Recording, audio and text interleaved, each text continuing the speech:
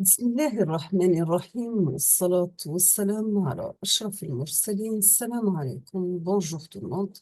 Aujourd'hui, on va voir ensemble un corrigitype module, c'est un corrigitype d'examen bien sûr, du module réseau informatique locaux, RIL, l'abréviation.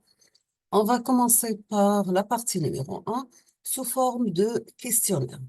Dans cette partie, on vous demande de compléter les pointillés ou bien entourer la bonne réponse. On va commencer par la question numéro 1. Donc, vous avez que le codage de Manchester tient compte du sens de la transition, c'est-à-dire que du signal codé en bande de base. Est-ce que le codage de Manchester tient compte du sens de la transition, du signal codé en bande de base? La bonne réponse, c'est que oui, c'est vrai. Et il tient compte du sens de la transition. La question numéro 2, nous avons que le débit binaire dépend de la valence du signal. Oui, c'est vrai. La troisième question, qu'est-ce qu'un réseau RNIS? Nous avons que l'architecture des réseaux numériques à l'intégration de services, le RNIS, intégration de services, réseau numérique, intégration service, a été conçu pour associer la voix, les données, la vidéo et toute autre application ou bien service. La question numéro 4, qu'est-ce qui permet un débit plus important? Expliqué. Est-ce que c'est la paire torsadée type téléphone ou bien la paire torsadée blindée? La bonne réponse qui permet un débit plus important, c'est la paire torsadée blindée. Pourquoi? Car elle diminue la diaphonie et la norme 6A, extension de la catégorie 6A, extension de la catégorie 6 à une bande passante de 500 MHz. Donc, c'est la norme ANSI TEA EEA 568B.2-1. Bien sûr, cette norme permet le fonctionnement du 10 gigabase T. La cinquième question, nous avons une société développe ses activités dans d'autres pays. Toutes les filières doivent rester connectées au siège en permanence. Quelle technologie du réseau est requise pour prendre en charge cette exigence? Donc, la bonne réponse, donc vous avez comme choix, est-ce que c'est le WAN, le MAN, LAN ou bien le PAN? Donc, la bonne réponse, c'est le WAN. Le WAN, c'est la technologie de réseau qui est requise pour prendre en charge une société qui développe ses activités dans d'autres pays et toutes les filières doivent rester connectées au siège en permanence. La question numéro 6, le type de réseau où les ordinateurs peuvent agir à la fois comme serveur et client. Donc, le type de réseau, c'est le réseau peer-to-peer.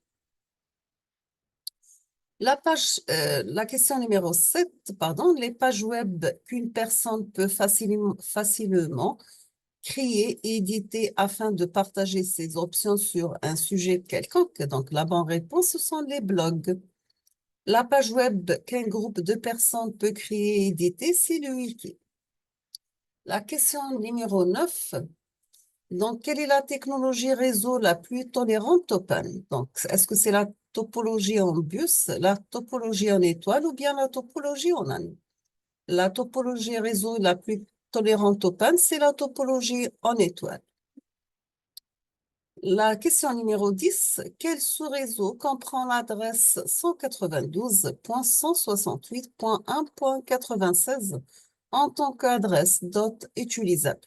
Est-ce que c'est le choix numéro 1, 192.168.132/28 ou bien la deuxième? Donc, la bonne réponse, exactement, c'est la deuxième. Donc, vous avez le sous-réseau qui comprend l'adresse 172.168.1.76 en tant qu'adresse dot utilisable, c'est 172.168.1.6726. Donc, nous avons les plages d'adresse de 172.68.165 jusqu'à 1.126. Donc, COD, c'est faux. Quel est l'objectif du message ICMP? Donc, est-ce qu'il va contrôler le processus de résolution d'un nom de domaine en adresse IP? Non, il va fournir des commentaires sur les transmissions de paquets IP. Ou bien est-ce qu'il va informer les routeurs des modifications de la topologie du réseau? C'est non. Est-ce qu'il va garantir l'acheminement d'un paquet IP? Non. La question numéro 12, on vous demande de citer les 7 couches du modèle OSE et donner de manière résumée leur rôle. Nous avons la couche application, elle gère l'échange de données. On aura encapsulation des données. Deuxièmement, la couche de présentation est utilisée pour compression, décompression, cryptage et décryptage. Couche session, c'est la surveillance des connexions. On aura l'authentification.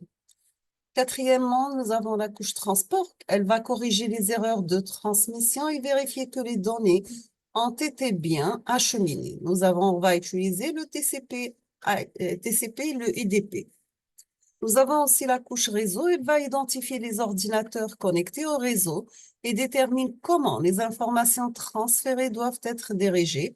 On aura la gestion de l'adressage IP, phase de segmentation. Nous avons aussi la couche liaison de données. Elle va subdiviser les données en sous-groupes pour les transférer au sein du réseau. Nous avons les cartes réseau, switch, etc., utilisées pour la détection des collisions. On termine avec la dernière couche, c'est la couche physique. Donc, elle va déterminer comment le support de transmission doivent être connectés à l'ordinateur. Est-ce qu'à travers des câbles, ou bien le RG45, ou bien à travers un hub, ou bien à travers un répéteur. La question numéro 13, quel est le terme générique utilisé pour décrire un bloc de données sur n'importe quelle couche d'un modèle de réseau? Est-ce que segment, couche de transport, ou bien paquet couche réseau, ou bien trame couche liaison de données? Donc, la bonne réponse, c'est l'unité de données de protocole. Et le terme unité de données de protocole, PDU, est utilisé pour décrire un bloc de données sur n'importe quelle couche d'un modèle de réseau.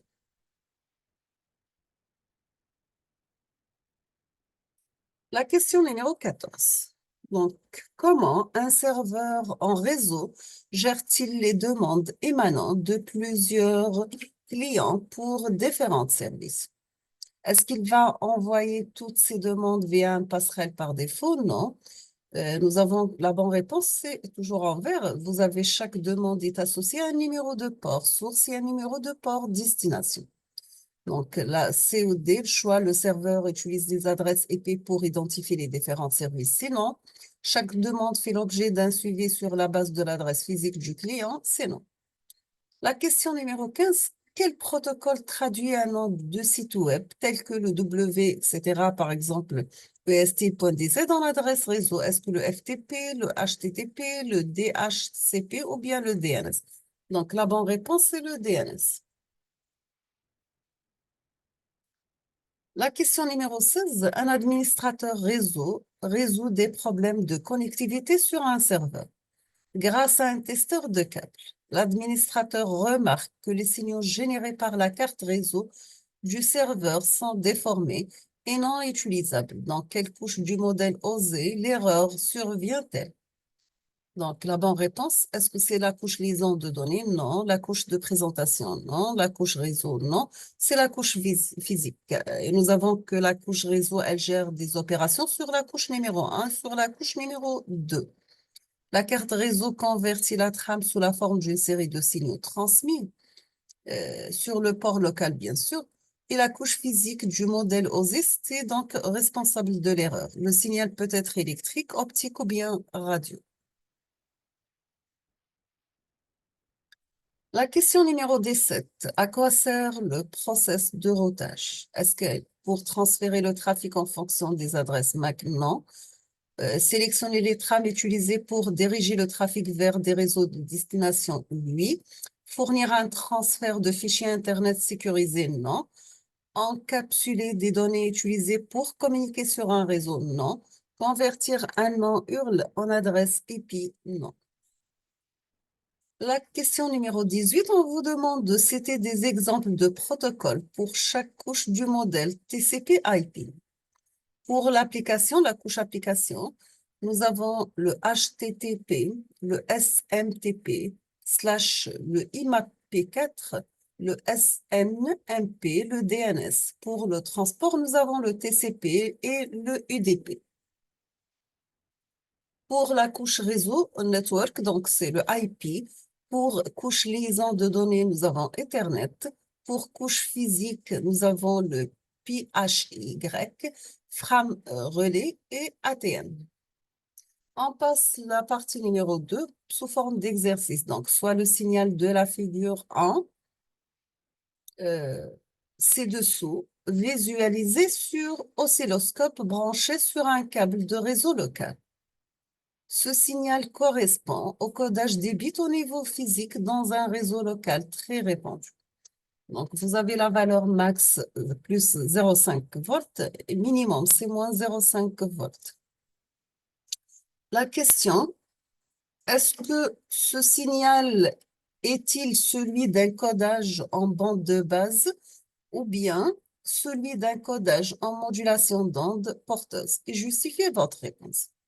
La bonne réponse, c'est que ce codage il est en bande de base, car le codage en bande de base est utilisé pour la transmission de données à des vitesses basses ou sur des faibles distances.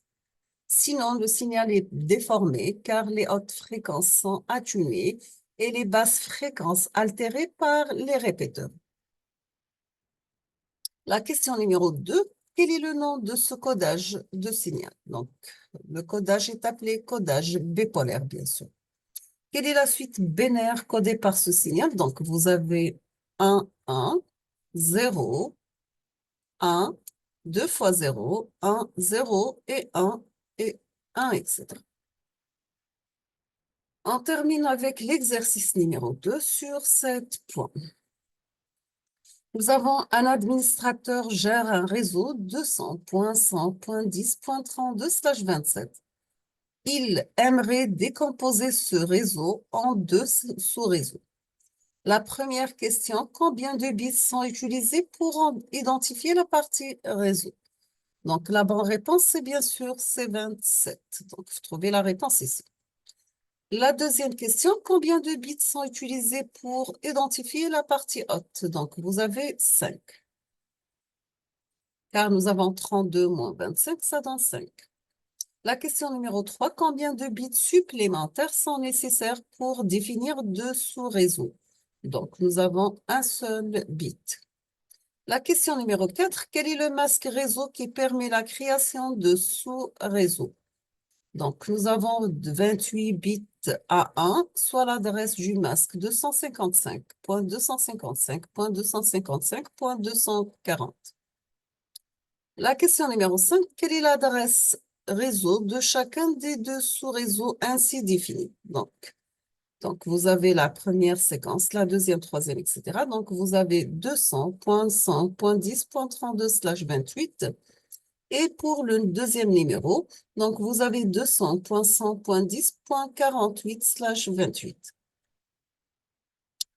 La question numéro 6, quelle est la plage des adresses utilisables du sous-réseau numéro 2? Donc, ce 48-28. Donc, on commence de 200.100.149 jusqu'à 200.110.62. On termine avec la dernière question. Quelle est l'adresse de définition du sous-réseau numéro 1? Donc, la bonne adresse, c'est bien 200.100.10.47. Donc, nous sommes arrivés à la fin de ce sujet. Je vous remercie infiniment pour votre attention et à la prochaine vidéo, Inch'Allah. Merci.